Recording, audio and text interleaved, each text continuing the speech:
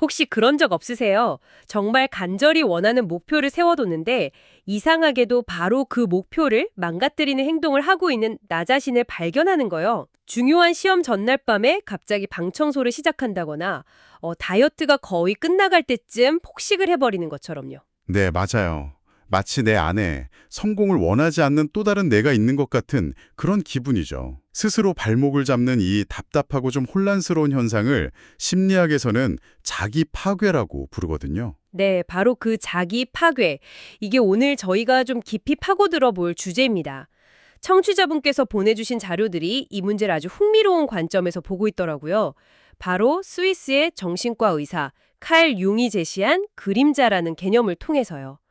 이번 시간을 통해 왜 우리는 스스로를 방해하는지 그 근본적인 원인을 좀 들여다보고 어쩌면 이 끝없는 내면의 전쟁을 멈출 힌트를 찾아보는 게 저희의 목표입니다. 아주 흥미로운 탐구가 될 것 같아요. 보통 그림자라고 하면 다들 뭔가 사악하고 부정적인 내 안의 어두운 면만 생각하시잖아요. 네, 그쵸. 하지만 자료에 따르면 그건 그림자의 일부에 불과해요. 칼 융이 말한 그림자는 악한 나라기보다는 의식의 빛이 닿지 않은 우리 정신의 거대한 창고 같은 개념에 더 가깝습니다. 창고. 네, 그리고 우리가 오늘 할 일은 그 창고 문을 조심스럽게 한번 열어보는 거죠. 어두운 창고라니. 와, 비유가 확 와닿는데요. 그럼 그 창고 안에는 대체 뭐가 들어가는 건가요? 제가 원하지 않는 물건들을 그냥 다 넣어두는 것처럼 제 성격 중에 마음에 안 드는 부분을 집어넣는 건가요? 정확해요. 어릴 때 부모님께 꾸중 들었던 행동들, 너는 왜 이렇게 산만하니? 라거나 그렇게 욕심부리면 못 써 같은 말들이 있잖아요. 아, 네. 혹은 사회적으로 바람직하지 않다고 여겨지는 특성들, 심지어 과거에 나에게 큰 고통을 안겨줬던 나의 모습까지. 우리는 의식적으로 이건 내가 아니야 라고 선을 그으면서 그 창고, 즉 그림자 속에 차곡차곡 밀어넣어 버려요. 아, 그렇군요. 예를 들어 제가 어릴 때 굉장히 활발하고 시끄러운 아이였는데 주변에서 계속 조용히 해라, 얌전히 좀 있어라 이런 말을 들었다면 저도 모르는 사이에 제 안에 그 활발한 부분을 통째로 그 창고에 넣어버렸을 수도 있겠네요. 바로 그거예요. 아주 중요한 포인트를 짚어주셨어요. 단순히 시끄러움이라는 특성 하나만 들어가는 게 아니에요. 그와 연결된 자신감, 표현하고 싶은 욕구, 사람들과 어울리고 싶은 에너지까지 한 덩어리로 묶여서 그림자 속으로 들어가는 거죠. 와, 그리고 진짜 문제는 여기서부터 시작돼요. 그렇게 억압된 것들은 절대 사라지지 않거든요. 사라지지 않고요. 오히려 더 강해지나요? 창고 안에서 조용히 먼지만 쌓여가는 게 아니고요. 네, 오히려 의식의 통제를 벗어나서 독자적인 생명력을 갖게 돼요. 그리고 어둠 속에서 자기만의 방식으로 활동하기 시작하죠. 이게 바로 자기 파괴의 씨앗이 되는 거예요. 아, 의식적인 나는 앞으로 나아가려고 하는데 그림자 창고에 갇힌 내 안의 다른 부분들이 이건 아니야 하면서 반란을 일으키는 거죠. 반란이요? 네. 결국 우리는 누구와 싸우는지도 모른 채 자기 자신과 전쟁을 벌이게 되는 셈이에요. 잠깐만요. 인격의 부분들이 반란을 일으킨다는 말이 좀 무섭게 들리기도 하는데요. 제가 항상 제 안의 나쁜 감정, 예를 들면 질투심 같은 걸 억누르려고 노력해 왔거든요. 그럼 제가 완전히 잘못 생각하고 있었던 건가요? 아주 좋은 질문이에요. 바로 그 지점이 많은 분들이 헷갈려 하시는 부분이죠. 자료에 따르면 우리가 억압하는 건 질투라는 추상적인 감정 그 자체가 아니에요. 그보다는 질투라는 감정과 연결된 생각, 욕구, 행동 패턴을 가진 인격의 파편 전체를 억압하는 것에 가깝습니다. 인격의 파편이요? 네, 자료에서는 이걸 그림자 측면 또는 작은 인격체들이라고 부르더라고요. 작은 인격체들이요? 그럼 제 안에 여러 명의 또 다른 나가 살고 있다는 건가요? 무슨 영화처럼요? 영화처럼 극적인 건 아니지만 개념적으로는 비슷해요. 이 작은 인격체들은 100% 자기 자신이에요. 다만 평소에 나라고 인식하는 의식적인 자아, 즉 에고로부터 분리되어 자율적으로 움직일 뿐이죠. 아, 의식적인 나에게 목표와 욕구가 있듯이 그림자 속에 있는 각각의 작은 인격체들에게도 자신만의 관점, 욕구, 그리고 목표가 있어요. 아. 이제 조금씩 퍼즐이 맞춰지는 것 같아요. 자기 파괴는 바로 그 지점에서, 그러니까 의식적인 나의 목표와 그림자 속 작은 인격체의 목표가 정면으로 충돌할 때 벌어지는 거군요. 맞아요. 예를 들어 의식적으로는 성공적인 사업가가 되고 싶지만 그림자 속 어딘가에 실패의 안정감을 원하는 작은 인격체가 숨어 있을 수 있어요. 실패의 안정감이요? 네. 그러면 중요한 계약을 앞두고 갑자기 아프거나 결정적인 실수를 저지르는 식으로 자신을 방해하게 되는 거죠.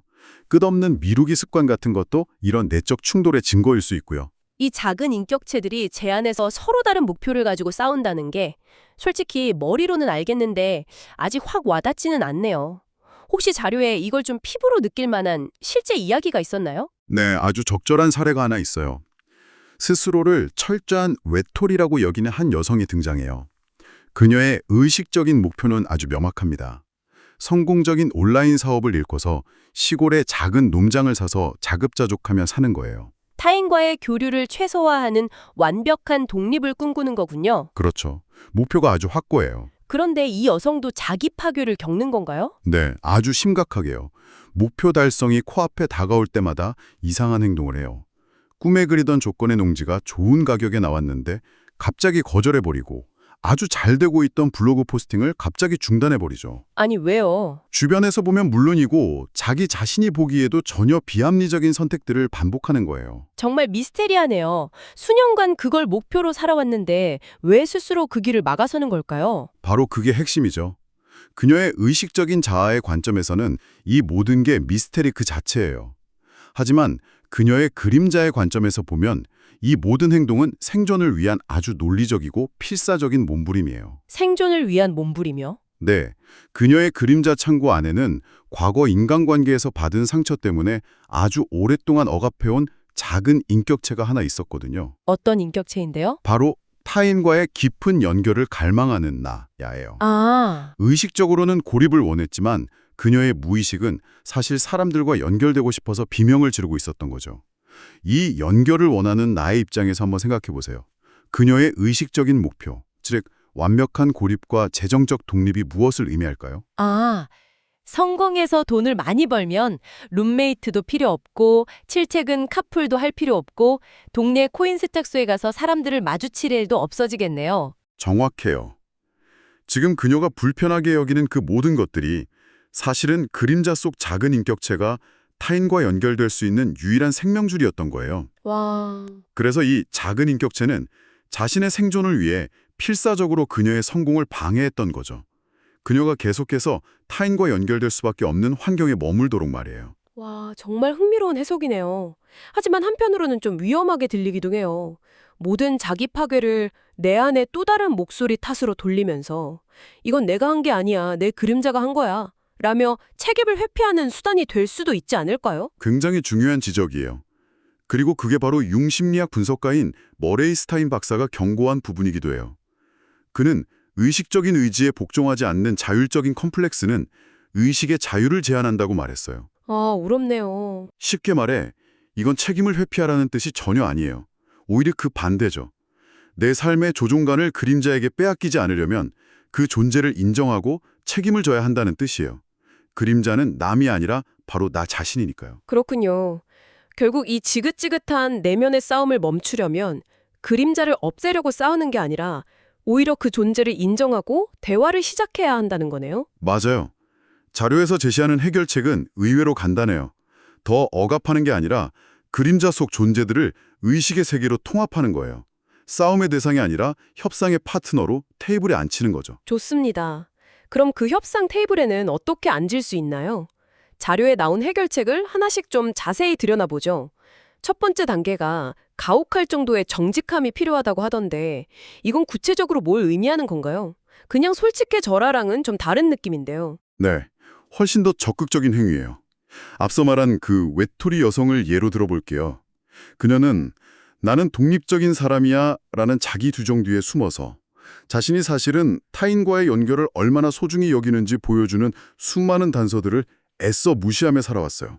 아, 가혹한 정직함이란 바로 그 단서들을 기꺼이 알아차리고 스스로에게 인정해주는 거예요. 예를 들면 어떤 단서들일까요? 아주 사소한 것들이요. 세탁소에서 낯선 사람과 나눈 짧은 대화에서 사실은 즐거움을 느꼈다는 것. 룸메이트가 타준 커피 한 잔에 큰 위안을 얻었다는 것.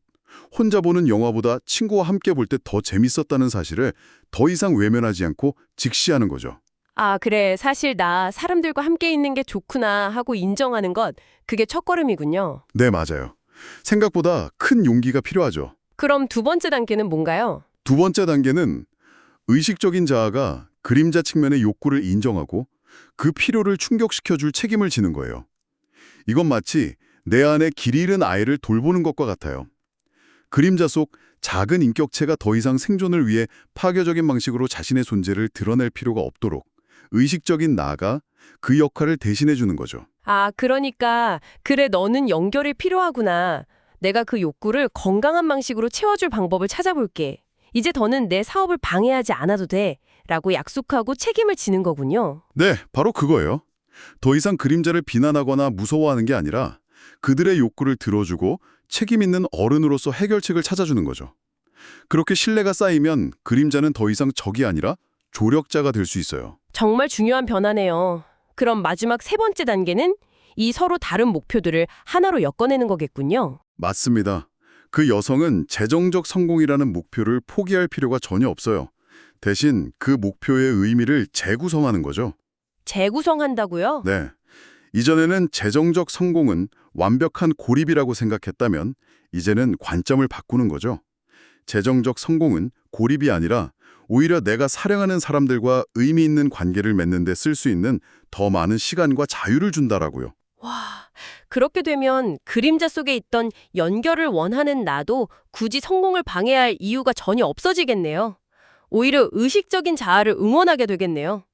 그래, 어서 성공해서 나에게 더 많은 시간을 줘 하면서요. 정확해요. 바로 그 순간 내면의 전쟁이 끝나고 통합이 이루어지는 거예요.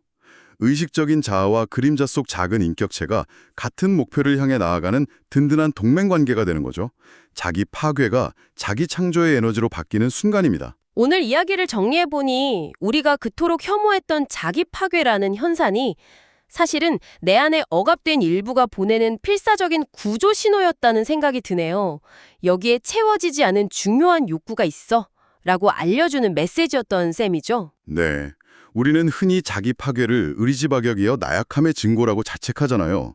하지만 융의 관점에서 보면 그건 오히려 내면의 한 부분이 자신의 생존을 위해 벌이는 처절하고 지능적인 투쟁일 수 있다는 거예요. 정말 놀라운 관점의 전환이네요. 해결의 열쇠는 그 목소리를 더 세게 억누르는 게 아니라 잠시 멈춰서서 귀를 기울여주고 그 욕구를 우리의 의식적인 삶 속으로 초대하는 데 있었네요. 그렇습니다. 이 논의가 우리에게 아주 중요한 질문 하나를 남기는 것 같아요.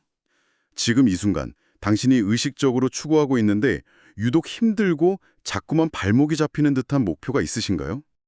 만약 스스로에게 정말 가혹할 정도로 정직해진다면 그 힘겨움 뒤에는 어떤 숨겨진, 채워지지 않은 욕구가 신호를 보내고 있을까요? 그 목소리는 당신에게 무엇을 말해주고 싶어 할까요? 이 질문에 대해 한번 깊이 생각해 보시는 것도 좋겠습니다.